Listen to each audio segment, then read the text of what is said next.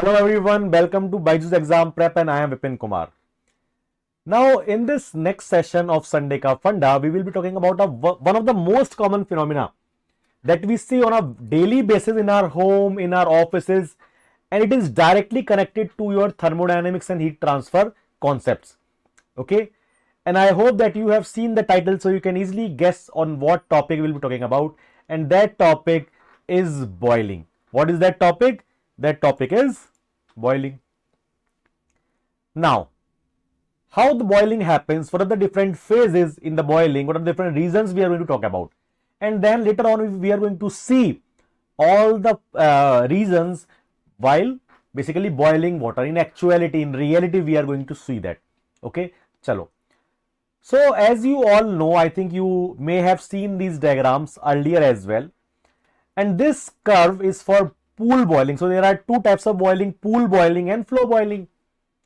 Pool boiling is when the bulk motion is not there. That means your water or your fluid is in a container. Then you boil it, then you see this kind of curve. But when your fluid is flowing in a pipe or in a duct, that will be flow boiling, and you are transferring heat from outside, that will be flow boiling. So now see, there are four main reasons. The first one is natural convection boiling, which is 0 to A. Okay, so you have to understand one thing, that on the x-axis we have delta T axis. Now what is delta T axis? When, for example, you have water and that is a T saturation, which is the boiling point, which is 100 degrees Celsius. Okay, now you are giving some heat, okay. So when you are giving some heat, that temperature minus T saturation will be delta T axis.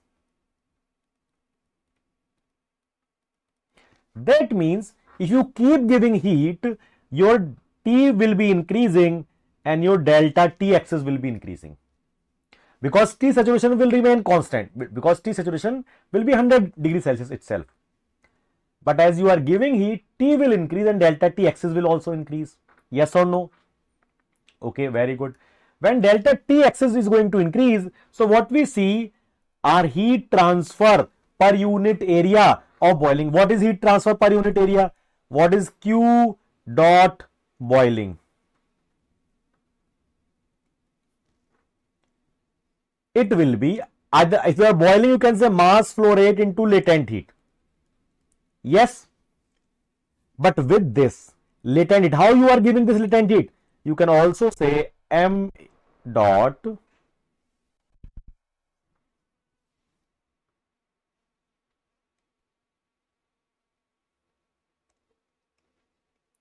how you are giving this heat?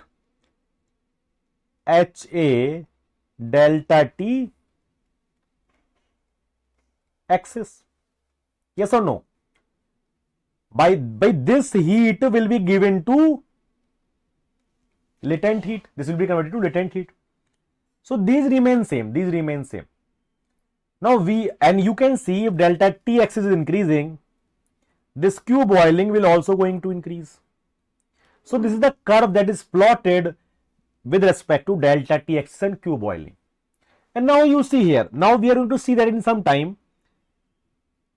In this region, it is called as natural convection boiling. That means you are not going to see any boiling at this point of time.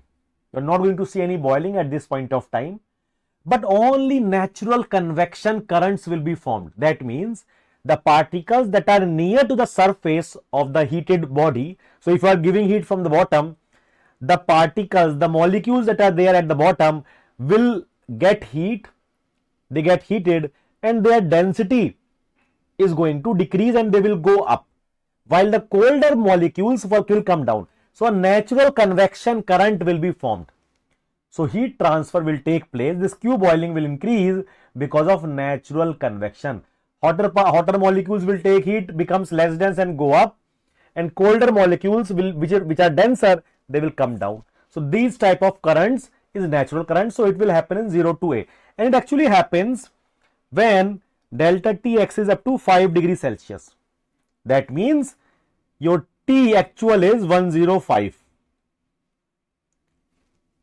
But because T saturation is fixed, if delta T is 5, that means your T is 105.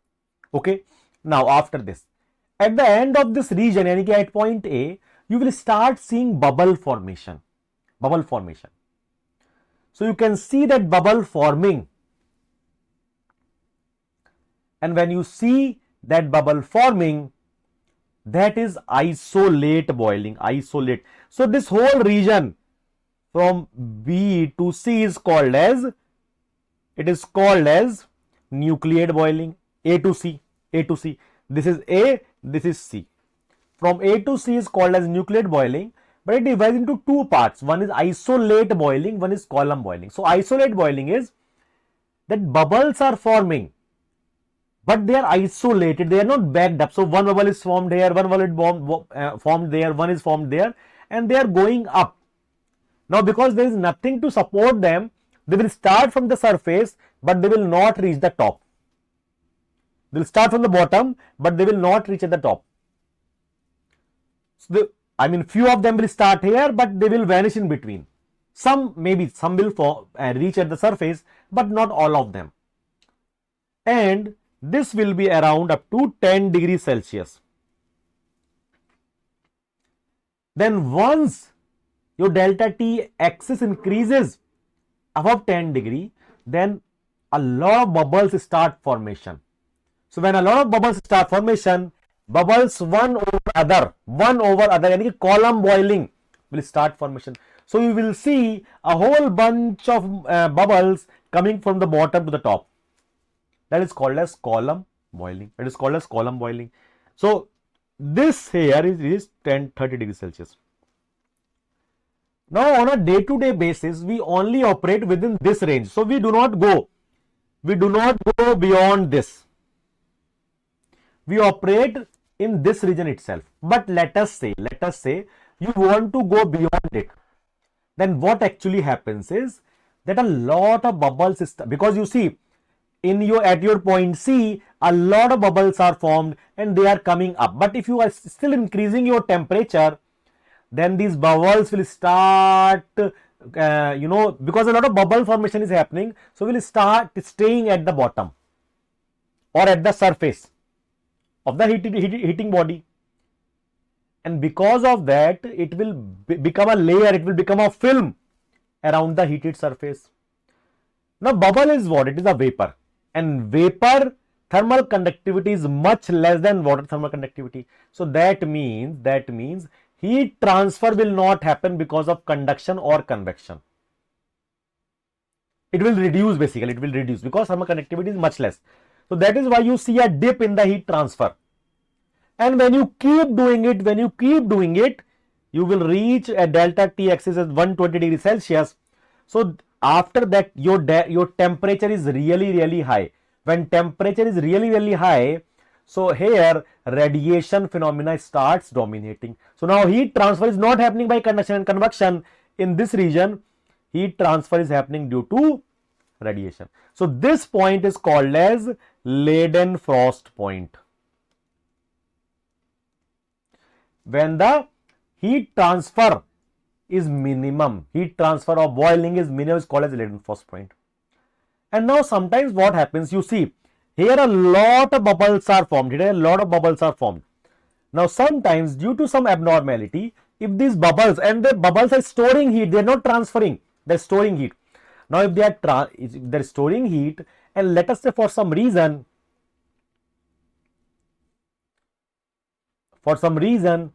this bubble layer breaks, and because they have stored a lot of heat, so temperature increases significantly. So instead of following this curve, you will directly come through this way and you will cross this point, and this point is very important. This is the melting point of your heating body. So if you go beyond that, basically either the body that is getting heated, either that will break, or the body that is heating will break. So if you have a heating element, that will start melting. For example, a coil you have that you are heating, it will start melting. So you do not want to operate in this region. You do not want to operate in this region. You always operate from 0 to C. 0 to C. You do not go beyond that in normal boiling. Okay. So I hope that you understood that the first one, and it is called as film boiling. You see here heat transfer is happening from the film due to radiation. So it is called as film boiling, and the region between them, we are going from nucleate boiling to film boiling. So this region is called as transition boiling. Transition boiling. So this is your boiling phenomena, and I hope that you are able to appreciate two regions. First is natural convection, and then we have nucleate boiling. And nucleate boiling can be very clearly seen during the boiling process, and we are going to see that in some time. But you are going to see that first of all, isolated bubbles are formed, and they are, some of them are able to go at the surface, but most of them are vanishing somewhere in between. And then a column layer is formed, and you will see that column bubbles coming at the top of the surface. Okay. So if you understand this much, now let us go to an actual boiling. We will be able to boil some water, and we are going to see how these bubble formations are happening. Okay. So we will not go beyond point C. We will stay at point C. We will stop our boiling before point C. Okay. So chalo, let's go and see that phenomena in actuality. Okay. So I will see you there. Bye bye.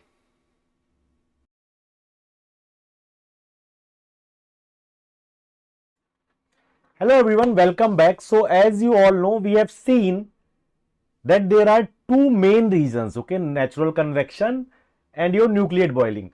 So now we are going to boil this water that you are seeing here, and we are going to see that bubble formation, natural currents. So I know that it will not be, because camera clarity is not that good, but I hope that you will be able to appreciate some of the things that you will very clearly see. Okay, chalo. So now let's start this boiling process, and I am going to put this jar. Okay, it's a glass jar, so I have to specially order it for you so that you can see it. It should be a transparent jar, so you can easily see that boiling phenomena. So let us start this boiling phenomena. I am going to put this on this flame, and we are going to see slowly. We are going to see that how is it changing. Okay. So now once I have put this, of course it is going to take some time. It's not an instantaneous phenomena. Okay, it is going to take some time. It is going to absorb some heat slowly. When temperature, abhi to right now its temperature is at atmospheric conditions. Okay, so it will reach slowly around 100 degrees Celsius, and slowly then it is going to go up.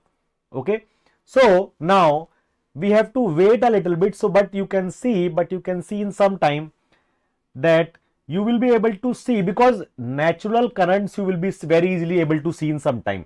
Okay, you will be see something, some entropy increase, some random motion you are going to see in this water very soon. So let's wait for some time, and let's see.